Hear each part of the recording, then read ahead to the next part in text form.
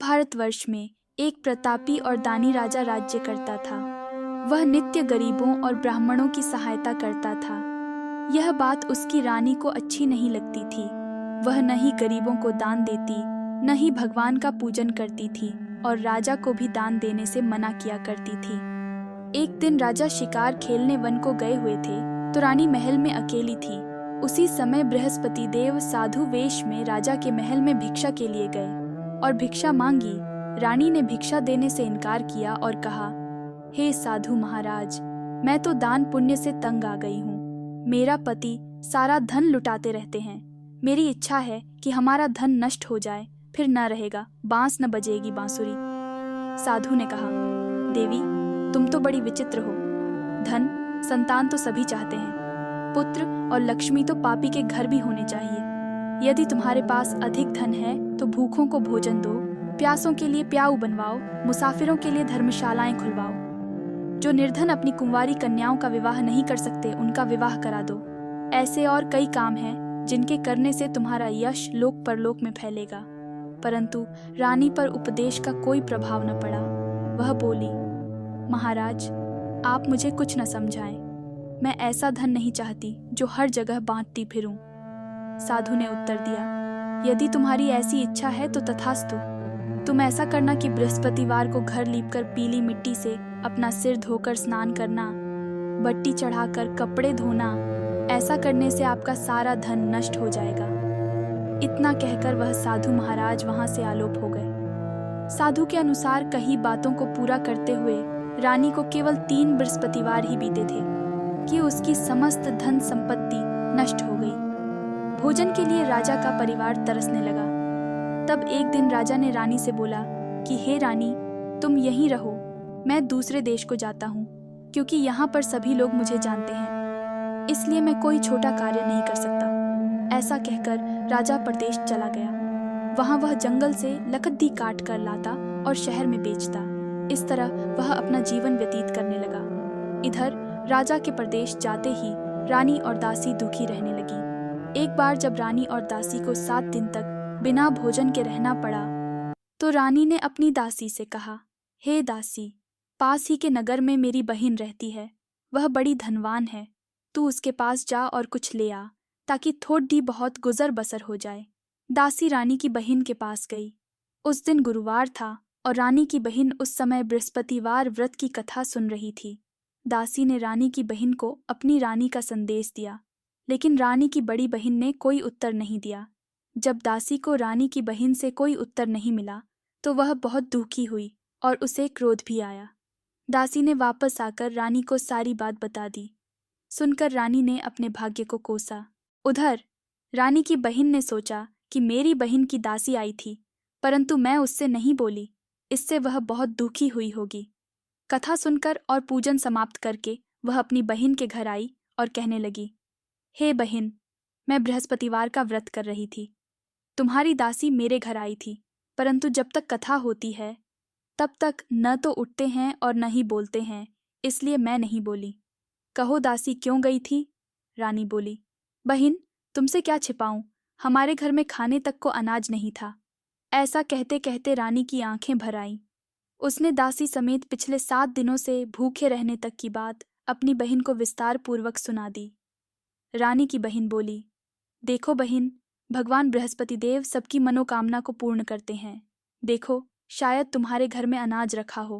पहले तो रानी को विश्वास नहीं हुआ, पर बहन के आग्रह करने पर उसने अपनी दासी को अंदर भेजा तो उसे सचमुच अनाज से भरा एक गड्ढा मिल गया। यह देखकर दासी को बड़ी हैरानी हुई। दासी रानी से कहने लगी, हे रानी, जब हमको भोजन नहीं मिलता तो हम व्रत ही तो करते हैं, इसीलिए क्यों न इनसे व्रत और कथा की विधि पूछ ली जाए ताकि हम भी व्रत कर सकें। तब रानी ने अपनी बहन से बृहस्पतिवार व्रत के बारे में पूछा। उसकी बहन ने बताया, बृहस्पतिवार के व्रत में चने की दाल और मुनक्का से विष्णु भगवान का केले की जड़ में पूजन करें तथा दीपक जलाएं। व्रत कथा सुने और पीला भोजन ही करें, इससे बृहस्पति देव प्रसन्न होते हैं। व्रत और पूजन विधि बताकर रानी की बहन अपने घर को लौट गई।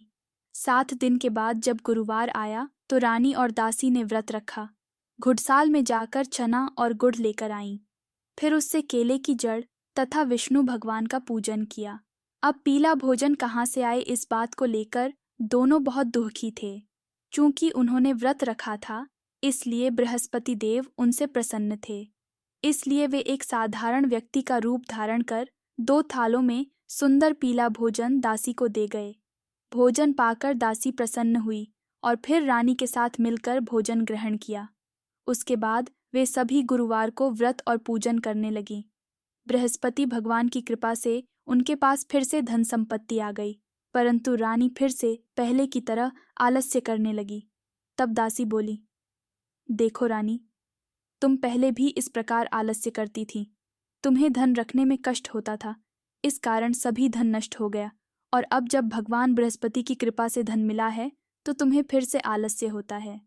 रानी को समझाते हुए दासी कहती है कि बड़ी मुसीबतों के बाद हमने यह धन पाया है, इसलिए हमें दान पुण्य करना चाहिए, भूखे मनुष्यों को भोजन कराना चाहिए और धन को शुभ कार्यों में खर्च करना चाहिए, जिससे तुम्हारे कुल का यश बढ़ेगा, स्वर्ग की प्राप्ति होगी और पितृ प्रसन्न होंगे। दासी की बात मानकर रानी अपना धन शुभ कार्यों में खर्च करने लगी, जिससे पूरे नगर में उसका यश फैलने लगा। बृहस्पतिवार व्रत कथा के बाद श्रद्धा के साथ आरती की जानी चाहिए। इसके बाद प्रसाद बांटकर उसे ग्रहण करना चाहिए। एक दिन राजा दुखी होकर जंगल में एक पेड़ के नीचे आसन जमाकर बैठ गया। वह अपनी दशा को याद करके व्याकुल होने लगा। बृहस्पतिवार का दिन था। एकाएक उसने देखा कि निर्जन वन में एक साधु प्रकट हुए। वह साधु वेश में स्वयं बृहस्पति देवता थे। लकड़हारे के सामने आकर बोले, हे लकड़हारे, इस सुनसान जंगल में तू चिंतामग्न क्यों बैठा है? लकड़हारे ने दोनों हाथ जोड़कर प्रणाम किया और उत्तर दिया, महात्मा जी, आप सब कुछ जानते हैं, मैं क्या कहूँ? यह कहकर रोने लगा और साधु को अपनी आत्मकथा सुनाई। महात्मा जी ने कहा, तुम्हारी स्त्री ने बृहस्पति के दिन बृहस्पति भगवान का निरादर किया है, जिसके कारण रुष्ट होकर उन्होंने तुम्हारी यह दशा कर दी। अब तुम चिंता को दूर करके मेरे कहने पर चलो तो तुम्हारे सब कष्ट दूर हो जाएंगे और भगवान पहले से भी अधिक संपत्ति देंगे। तुम बृहस्पति के दिन कथा किया करो। 2 पैसे के चने मुनक्का लाकर उसका प्रसाद बनाओ और शुद्ध जल से लोटे में शक्कर मिलाकर अमृत तैयार करो। कथा के पश्चात अपने सारे परिवार और सुनने वाले प्रेमियों में अमृत व प्रसाद बांटकर आप भी ग्रहण करो। ऐसा करने से भगवान तुम्हारी सब मनोकामनाएं पूरी करेंगे। साधु के ऐसे वचन सुनकर लकड़हारा बोला, हे प्रभु, मुझे लकड़ी बेचकर इतना पैसा नहीं मिलता जिससे भोजन के उपरांत कुछ बचा सकूं। मैंने रात्रि में अपनी स्त्री को व्याकुल देखा है। मेरे पास कुछ भी नहीं जिससे मैं उसकी खबर मंगा सकूं। साधु ने कहा, हे लकड़हारे, तुम किसी बात की चिंता मत करो। बृहस्पति के दिन तुम रोजाना की तरह लकड़ियाम लेकर शहर को जाओ। तुमको रोज से दुगुना धन प्राप्त होगा, जिससे तुम भली भांति भोजन कर लोगे तथा बृहस्पति देव की पूजा का सामान भी आ जाएगा। इतना कहकर साधु अंतर्ध्यान हो गए। धीरे धीरे समय व्यतीत होने पर फिर वही बृहस्पतिवार का दिन आया। लकड़हारा जंगल से लकड़ी काट कर किसी शहर में बेचने गया। उसे उस दिन और दिन से अधिक पैसा मिला। राजा ने चना गुड़ आदि लाकर गुरुवार का व्रत किया। उस दिन से उसके सभी क्लेश दूर हुए, परंतु जब दोबारा गुरुवार का दिन आया तो बृहस्पतिवार का व्रत करना भूल गया। इस कारण बृहस्पति भगवान नाराज हो गए।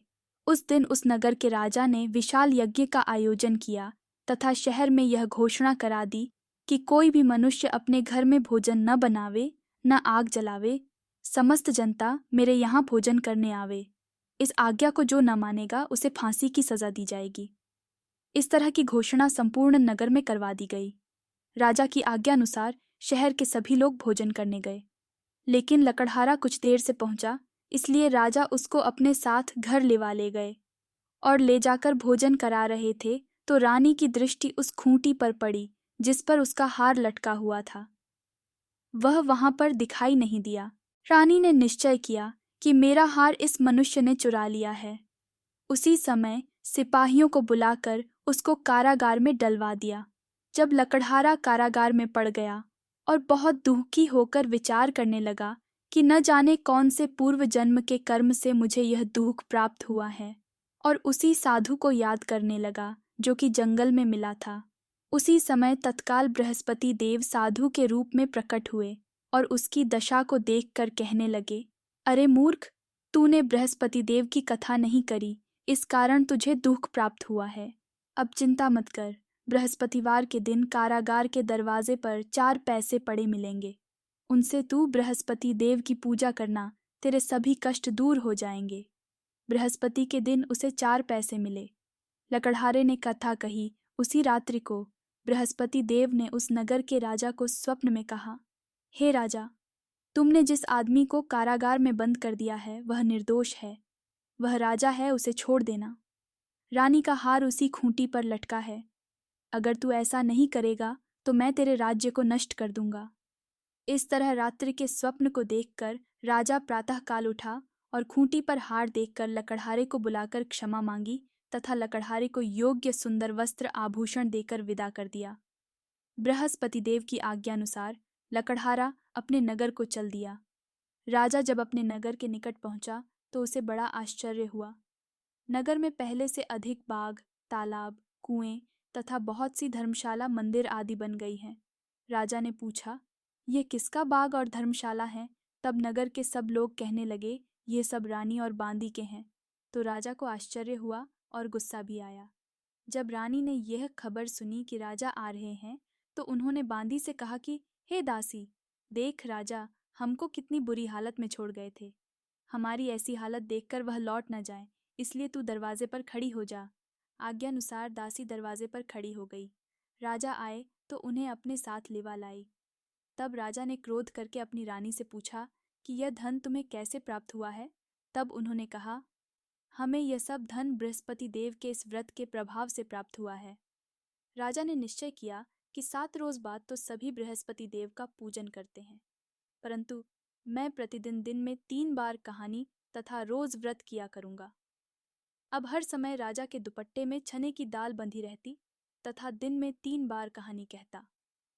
एक रोज राजा ने विचार किया कि चलो अपनी बहन के यहाँ हो आवे। इस तरह निश्चय कर राजा घोड़े पर सवार हो अपनी बहन के यहाँ को चलने लगा। मार्ग में उसने देखा कि कुछ आदमी एक मुर्दे को लिए जा रहे हैं। उन्हें रोककर राजा कहने लगा, अरे भाइयों, मेरी बृहस्पति देव की कथा सुन लो। वे बोले, लो, हमारा तो आदमी मर गया है, इसको अपनी कथा की पड़ी है। परंतु कुछ आदमी बोले, अच्छा कहो, हम तुम्हारी कथा भी सुनेंगे। राजा ने दाल निकाली और जब कथा आधी हुई थी कि मुर्दा हिलने लग गया और जब कथा समाप्त हो गई तो राम राम करके मनुष्य उठकर खड़ा हो गया। आगे मार्ग में उसे एक किसान खेत में हल चलाता मिला। राजा ने उसे देख और उससे बोले, अरे भैया, तुम मेरी बृहस्पतिवार की कथा सुन लो। किसान बोला, जब तक मैं तेरी कथा सुनूंगा तब तक 4 हरया जोत लूंगा। जा अपनी कथा किसी और को सुनाना। इस तरह राजा आगे चलने लगा। राजा के हटते ही बैल पछाड़ खाकर गिर गए तथा किसान के पेट में बड़ी जोर का दर्द होने लगा। उस समय उसकी माँ रोटी लेकर आई। उसने जब यह देखा तो अपने पुत्र से सब हाल पूछा और बेटे ने सभी हाल कह दिया। तो बुढ़िया दौड़ी दौड़ी उस घुड़सवार के पास गई और उससे बोली कि मैं तेरी कथा सुनूंगी, तू अपनी कथा मेरे खेत पर चलकर ही कहना। राजा ने बुढ़िया के खेत पर जाकर कथा कही, जिसके सुनते ही वह बैल उठ खड़े तथा किसान के पेट का दर्द भी बंद हो गया। राजा अपनी बहन के घर पहुंचा। बहन ने भाई की खूब मेहमानी की। दूसरे रोज प्रातःकाल राजा जगा तो वह देखने लगा कि सब लोग भोजन कर रहे हैं। राजा ने अपनी बहन से कहा, ऐसा कोई मनुष्य है जिसने भोजन नहीं किया हो? मेरी बृहस्पतिवार की कथा सुन ले। बहन बोली, हे भैया, यह देश ऐसा ही है कि पहले यहाँ लोग भोजन करते हैं, बाद में अन्य काम करते हैं। अगर कोई पड़ोस में हो तो देख आऊं। वह ऐसा कहकर देखने चली गई, परंतु उसे कोई ऐसा व्यक्ति नहीं मिला जिसने भोजन न किया हो। अतः वह एक कुम्हार के घर गई जिसका लड़का बीमार था। उसे मालूम हुआ कि उनके यहाँ 3 रोज से किसी ने भोजन नहीं किया है। रानी ने अपने भाई की कथा सुनने के लिए कुम्हार से कहा। वह तैयार हो गया। राजा ने जाकर बृहस्पतिवार की कथा कही, जिसको सुनकर उसका लड़का ठीक हो गया। अब तो राजा की प्रशंसा होने लगी। एक रोज राजा ने अपनी बहन से कहा कि हे बहन, हम अपने घर को जाएंगे, तुम भी तैयार हो जाओ। राजा की बहन ने अपनी सास से कहा। सास ने कहा, हाँ चली जा, परंतु अपने लड़कों को मत ले जाना, क्योंकि तेरे भाई की कोई औलाद नहीं है। बहन ने अपने भैया से कहा, हे भैया, मैं तो चलूंगी, पर कोई बालक नहीं जाएगा। राजा बोला, जब कोई बालक नहीं चलेगा तब तुम ही क्या करोगी। बड़े दुखी मन से राजा अपने नगर को लौट आया। राजा ने अपनी रानी से कहा, हम निर्वंशी हैं, हमारा मुंह देखने का धर्म नहीं है और कुछ भोजन आदि नहीं किया। रानी बोली, हे प्रभु, बृहस्पति देव ने हमें सब कुछ दिया है, वह हमें औलाद अवश्य देंगे। उसी रात को बृहस्पति देव ने राजा से स्वप्न में कहा, हे राजा, उठ, सभी सोच त्याग दे, तेरी रानी गर्भ से है। राजा की यह बात सुनकर बड़ी खुशी हुई। 9वें महीने में उसके गर्भ से एक सुंदर पुत्र पैदा हुआ। तब राजा बोला, हे रानी, स्त्री बिना भोजन के रह सकती है, पर बिना कहे नहीं रह सकती। जब मेरी बहन आवे तो मुझसे कुछ कहना मत। रानी ने सुनकर हाँ कर दिया। जब राजा की बहन ने यह शुभ समाचार सुना तो वह बहुत खुश हुई तथा बधाई लेकर अपने भाई के यहाँ आई। तभी रानी ने कहा, घोड़ा चढ़कर तो नहीं आई, गधा चढ़ी आई। राजा की बहन बोली, भाभी, मैं इस प्रकार न कहती तो तुम्हें औलाद कैसे मिलती। बृहस्पति देव ऐसे ही हैं, जैसी जिसके मन में कामनाएं हैं सभी को पूर्ण करते हैं। जो सद्भावना पूर्वक बृहस्पतिवार का व्रत करता है एवं कथा पढ़ता है अथवा सुनता है, दूसरों को सुनाता है, बृहस्पति देव उसकी सभी मनोकामना पूर्ण करते हैं। भगवान बृहस्पति देव उसकी सदैव रक्षा करते हैं। संसार में जो मनुष्य सद्भावना से भगवान जी का पूजन व्रत सच्चे हृदय से करते हैं तो उनकी सभी मनोकामनाएं पूर्ण करते हैं। जैसी सच्ची भावना से रानी और राजा ने उनकी कथा का गुणगान किया तो उनकी सभी इच्छाएं बृहस्पति देव जी ने पूर्ण की थीं। इसीलिए पूर्ण कथा सुनने के बाद प्रसाद लेकर जाना चाहिए। हृदय से उसका मनन करते हुए जयकारा बोलना चाहिए। बोलो बृहस्पति देव की जय, भगवान विष्णु की जय,